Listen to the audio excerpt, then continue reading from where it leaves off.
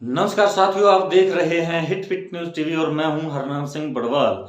दोस्तों, 19 अप्रैल से पूरे हिंदुस्तान के अंदर प्रथम चरण के चुनाव संपन्न हुए। 102 सीटों पर चुनाव हुए और उससे पहले और आज के बाद 19 अप्रैल के बाद भी जिस प्रकार चुनावी रैलियां प्रधानमंत्री नरेंद्र मोदी कर रहे हैं और इसी प्रकार दूसरे अन्य दल भी जो क्षेत्रीय दल हैं या राष्ट्रीय दल है, कांग्रेस है, तो सभी अपना अपनी जो ताकत दिखा रहे हैं, अपना दमखम से चुनाव प्रचार कर रहे हैं।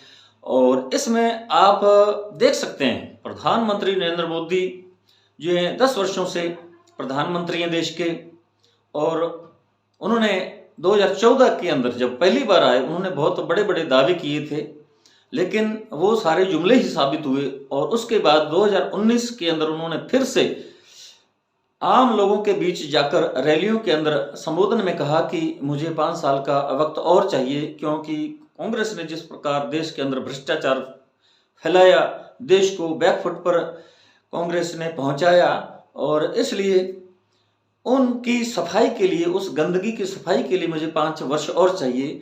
और जनता ने उनकी बातों पर विश्वास किया, भरोसा किया और 2019 के अंदर उनको फिर से उनके सर पर ताज सजा दिया।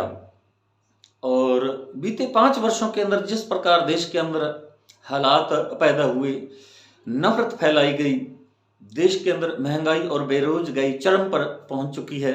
और इन महंगाई और बेरोजगारी जैसे अहम मुद्दे जो चुनावों के दौरान इन पर बात करना चाहिए, और प्रधानमंत्री को भाजपा के नेतागण जो हैं चुनाव प्रचार के दौरान उन्हें अपना रिपोर्ट कार्ड जनता के सामने रखना चाहिए और आने वाला कोई रोड मैप बताना चाहिए।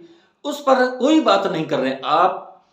दोस्तों, आप 2024 के चुनाव में जब से ये चुनाव प्रचार शुरू हुआ तब से लेकर आज तक आप देख सकते हैं भाजपा के बड़े से बड़े, छोटे से छोटे नेतागण और समूह प्रधानमंत्री ने जो असल में मुद्दे हैं, बुनियादी मुद्दे हैं जिन पर बात होनी चाहिए और अपना रोड मैप आगामी बताना चाहिए, उन चीजों को साइडलाइन कर दिया गया है। और मोदी जी फिर से वही राग आलाप रहे हैं, वही घिसी पिटी बातें जो कांग्रेस के विरुद्ध बोलने का काम उन्होंने शुरू कर दिया है, क्योंकि उन्हें केवल और केवल कांग्रेस से ही डर लग रहा है। क्योंकि राष्ट्रीय पार्टी है कांग्रेस, बहुत पुरानी पार्टी है और उसका एक बहुत ही लंबा और महत्वपूर्ण इतिहास रहा है। और उसी कारण प्रधानमंत्री नरेंद्र मोदी अपनी कुर्सी खो जाने के डर से कांग्रेस पर ही हमलावर हैं, और दूसरी ओर विपक्ष जो भी है, इंडिया गठबंधन है, वो मोदी पर हमलावर हैं कि मोदी जी आप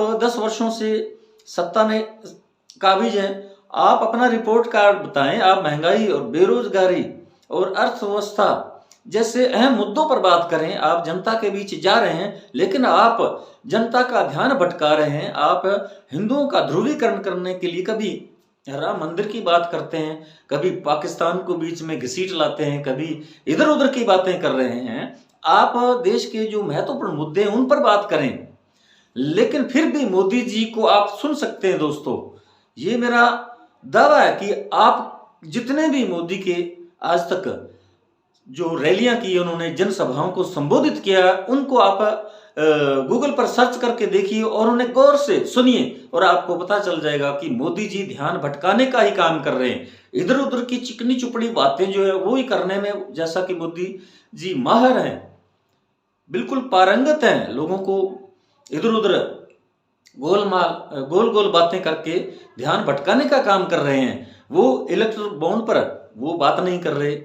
बड़े बड़े उद्योगपतियों को जिस प्रकार उन्होंने पैसा लुटाया, अडानी अंबानी जैसे लोगों को उन्होंने कॉन्ट्रैक्ट दिए और दूसरी जो कंपनियां उन्हें सबको फेल कर दिया। और अब जो विपक्ष है वो इसी बात को लेकर मोदी पर हमलावर है। और आप देख सकते हैं कि मोदी जी का इतना स्तर गिर चुका है प्रधानमंत्री का कि उन्होंने अपनी जो प्रधानमंत्री पद की मर्यादा है, गरिमा, उसको भी धराशायी कर दिया है। वो देख लीजिए, आप किसी भी चुनावी सभा में जब वो विपक्ष पर हमलावर होते हैं तो विपक्ष का जो गठबंधन है जिसका नाम इंडिया गठबंधन है, तो इंडिया भी अपने मुंह से अपनी जुबान पर नहीं लाना चाहते। वो इंडी इंडी गठबंधन कहकर बुलाते हैं, संबोधित करते हैं। तो देखिए आप, जो भारत का नाम अंग्रेजी में इंडिया है, और आज से पहले जितने भी नेतागण हुए, संविधान निर्माता बाबा भीमराव अंबेडकर ने भी इंडिया का ही संबोधन किया है, और अंग्रेजी की जो प्रस्तावना प्रियम्बल है उसके अंदर भी इंडिया नाम लिखा हुआ है। लेकिन मोदी जी को इंडिया बोलना भी गवार नहीं है, वो इंडी गठबंधन पुकारते हैं बार बार। तो आप सोच सकते हैं कि मोदी जी को कितनी टेंशन हो चुकी, कितना वो चिंतित हैं कि अगर भाजपा इस बार हैट्रिक नहीं लगा पाएगी तो मोदी जी पर जिस प्रकार अब इंडिया ईडी द्वारा विपक्ष पर छापेमारी की जा रही है, उन्हें जेलों के अंदर ठूंसा जा रहा है, इसी प्रकार का वो समय उन पर भी आ सकता है।